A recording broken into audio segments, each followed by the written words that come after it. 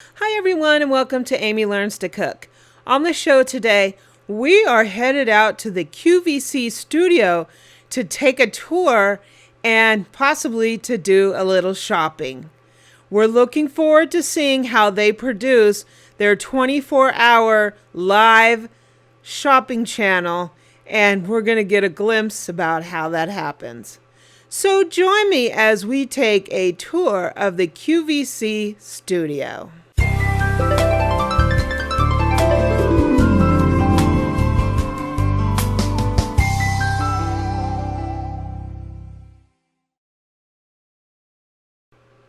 So we got this crazy idea that we were going to go up to Pennsylvania and take a tour of the QVC studio. I thought it would be really neat because QVC is a 24-hour live operation, and they are selling a lot of products all day long, and I kind of wanted to get an idea of how that works. So we got 2 tickets to go to the tour, and we headed out to Pennsylvania. So our first stop was to get some gas, and we pulled into the gas station, and the first thing Eric saw was these mac and cheese stuffed Cheetos. And he was like, I'm going to get some of those. And the picture looks really tasty, but I was really thinking that they weren't going to be that good. So when he got them, they look like this. And this almost looks like some kind of fried bug to me or something. It looks really disgusting. He bit into it and it was absolutely terrible. It was dry and it was just nasty. So if you run across these, give these a big pass. So we were on our way, and the very first thing that happened to us is it started snowing. And we were totally shocked because it was sunny, and we just hit this big band of snow. So we finally arrived in Pennsylvania, and we were so excited. And the very first thing that they welcomed us with is fireworks. 24 hours a day, 7 days a week, you can get all kinds of fireworks. So Eric was pretty happy about that. So we drove first through Gettysburg, and we've been out here before. We've been to the battlefield. We went to a reenactment, and we just love the area. Gettysburg is beautiful. We got a lot of nice scenery along the way. It was a little bit cloudy and overcast, which gave it a very beautiful view. And then we were headed to Philadelphia. So one of the things we took is the Pennsylvania Turnpike. And if you've ever been on the Turnpike, you know that this is what you have to look forward to.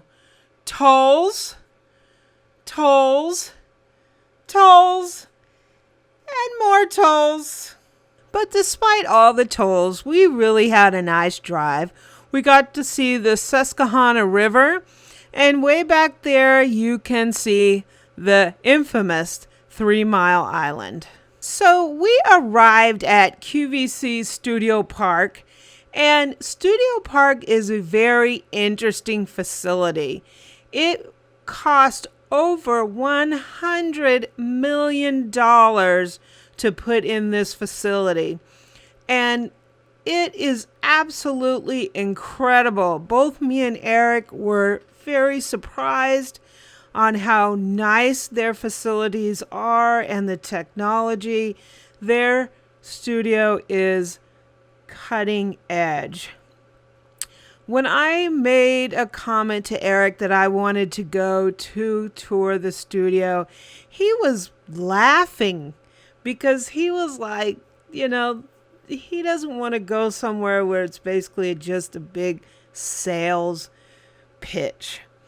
But he was so surprised when we got in there that their studios are absolutely incredible. You have to remember that they run their shows 24 hours a day live.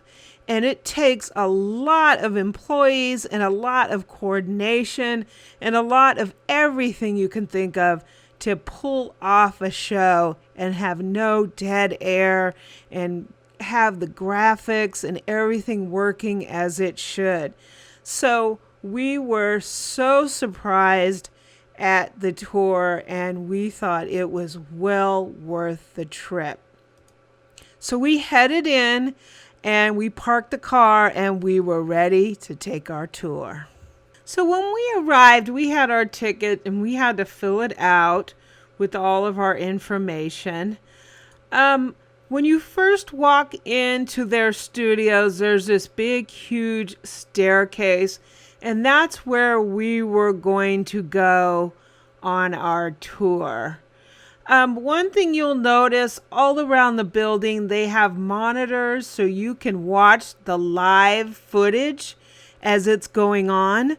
Everywhere you went, that there was big monitors so you can see the show. So we were escorted up the stairs and we went down these long hallways. And when I say these are long hallways, these hallways seem to just go on forever. And that's because they surround all the studios. So the first place that they take you is into an area where you're ultimately going to see a video of QVC, its history, and all that fun stuff. But there's an area where they are showing the live broadcast. So you have QVC Japan, Italy, Germany, all the different broadcasts that they are running simultaneously on all these monitors. It was really, really incredible. So we went in to watch the overview of QVC. They talked about what QVC stands for.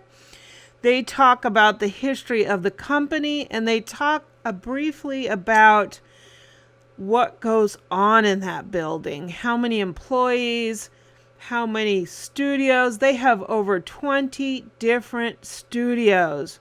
Not only that, they have places, the vaults for the jewelry. They have storage and prep for all the products that are going to be on air that day. There's 3,000 products every day on the air. They also have full prep kitchens for the cooking programs. So after the little overview of QVC, we were then taken back down some more hallways. And we came upon our first studio. There wasn't any broadcast going on in this studio, but it was just gave us a taste of what we were in for. Now, me and Eric tried to do a little bit for our show. We do have a lot of difficulties with lighting. Lighting in photography and video is one of the biggest challenges, particularly when you're shooting in a kitchen or you're shooting in an interior environment, because it's just lighting is difficult. And the first studio that we saw, our first image of it, we were just both floored. We saw nothing but lights after lights. The equipment was absolutely incredible. Everything was robotic. They could control it from a control room. And the number of lights in the studio was just absolutely incredible, is all I have to say. I do know the challenges of getting light in there so your picture is good. But just looking at the amount of equipment that it takes just for one studio, just both of us were in awe. And so when we looked down into the studio, you can see where there's 2 chairs and where the host would be sitting and describing what product they had on for that particular time. And those square boxes are lighting that are all adjustable. The colors, the tint of them are adjustable, and as well as the brightness. They have lots of monitors around so you can see every single angle. You've got cameras that are all done by remote control. And it just pretty much blew both of our minds. So next up, they took us through this QVC museum. We got to see the props that were used on the very first broadcast. These were the chairs that were sat in by the hosts for the very, very first time QVC was on the air. We also saw some pictures of the call center, as well as other props. Like this was a little light that they used when a call came in. This is one of the original telephones. This is the original chair. So one of the things they had was that I thought was interesting is the very first camera that was used on the very first broadcast. It was this huge monster video camera. It was really interesting to me. I got to swing it around a little bit, and I even got to look inside of the lens. Then they had some things that showed some milestones, some high sales. They sold over 47,000 copies of Barry Manilow's greatest songs of the 60s.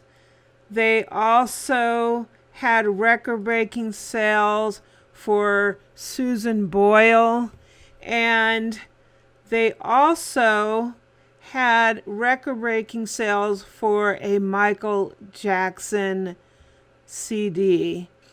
They also had some other little artifacts. I don't know what this was used for. It almost looks like a lottery thing. And they had this wheel that they used on air, and they had that also in their little museum. So over the course of the time that we were at the studio, one of the things that really surprised me is just the level of equipment that is in each of these studios. You have to realize that there is over 20 studios in this facility. And the lighting in the equipment was just incredible. The next area that we went to is actually their prop house. And this is all the props that is used on the air. They have an entire department that preps the props and sets them up for broadcast. Also, they have an entire department called the Product Central. And there are 90 people that work in this department, and all they do is prep products to appear on air. QVC has over 3,000 products on the air. This department works 24 hours a day setting up the products that will appear on camera. They also have a separate vault to keep the jewelry. So they have every single product in this area that is currently being used on camera in some kind of rotation.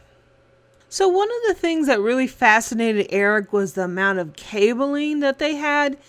The hallways were just wrapped in cabling. And one of the things that you don't realize when you're there is this is a live broadcast, and all the information has to be sent out to every network that they broadcast on. We were both amazed at the extent of the cabling that's required to put on something like this. We also got to pass by the prep kitchen. This kitchen is what makes all the food items that appear on all the cooking shows on QVC. Unfortunately, we didn't see a lot of it, but the tour guide told us that the prep's kitchen is fairly small.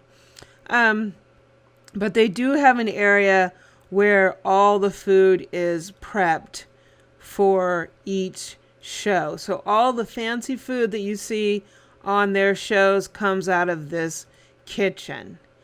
There's also kind of a funny area where there's a long hallway and there's a bunch of cutouts of all the hosts. I posed by the cutout for a David Venable. Just thought that was kind of funny. So part of their production is they have a lot of different graphics. Some of the graphics sit on the side of the screen and show you the prices and item numbers and all that stuff. And some of the graphics are used as little commercials in between the broadcast. So there's the departments that make those graphics. Some are 24 hours because they're live, and some are making the little graphics in between. So these departments pretty much have a lot of extensive equipment that they use to do all of those graphics.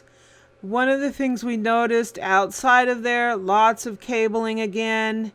Eric was really fascinated by the cabling. So then we came up on the control room, and the control room to me was the second area that was the most fascinating, because they are controlling every single aspect of what's going on the live stream. They are controlling the cameras, they are controlling the blocking, the staging, everything about how it looks to you and me when we're watching the broadcast. And the equipment, again, was absolutely unbelievable. We walk through the area where the hosts come up when they're getting ready to go on the air. This is the staircase that they use to come in. And we saw a lot of control rooms. This is the control room that is for the studio that was on broadcast at the time we were there. So as we approached the studio that was broadcasting, again, all the equipment, and we could actually see outside of the studio the live feed, and including in that they had like a graph at the bottom that said the sales at that very second, that was constantly going across the screen, so they could watch what the host was doing and they could watch how it responded in terms of sales. So some of us that are used to watching some of the cooking shows, you know, David Venable does his happy dance, and they watch that spike in terms of sales whenever he does that. So here, just as an example of the graph in terms of how the sales are running, and when something is going well, they tell the host in the host's ear to continue to do that to drive sales. So as we approached the studio that they were doing the live show, we could see the host. Now I tried to take a picture of the host, but I was at a really bad angle. The host at the time was demonstrating some jewelry, and that is Rick Domeyer. I believe that his last name is. Some people might know who he is. You can see him a little bit there. The picture is kind of blurry, but you can kind of see him. So as we were leaving our studio tour, we just took a couple shots of their lobby. They had a big, huge box up by the door that looks like a shipping box. They had a nice entryway, and Eric had fun talking for a while with the security guard about the production and what it's like to work there. So we had a great time on our studio tour. Of course, our trip wasn't totally over because Eric's walking out here on his way to get some lunch. Of course, we went to the store, we went to the sample sale, and we went to the outlet store. I have a separate video on that. If you want to see it, it'll be in my next upload. So Eric made his way to this little farm in Lancaster because he wanted a nice meal to wrap up his day. And we thought initially that this was an Amish restaurant. It turned out that it wasn't. It was just a farm that had been owned by a family for some length of time. And it was pretty much, they had a little store inside where they sold baked goods. And Eric's eyes were lit up by that. But then he moved into the restaurant and they had a buffet.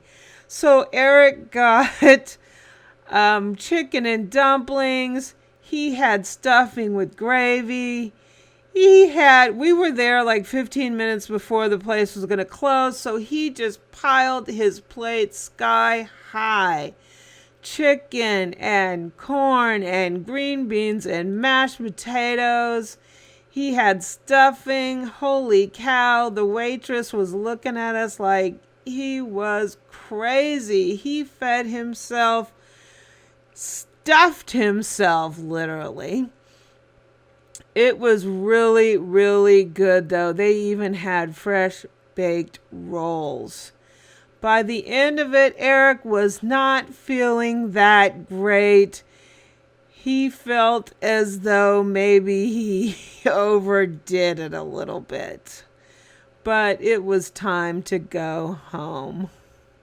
So we had a great time at the QVC Studio Park, touring the studio and having a really nice meal. After touring the studio, we went to the QVC store, the studio store. We also went to the sample sale and we went to the outlet store. So check out that trip on our next video as well as our haul from our trip. If you like this video, please subscribe below and give me a comment and a like, and visit my website at amylearnstocook.com. I'm also on Pinterest and Twitter at Amy Learns to Cook.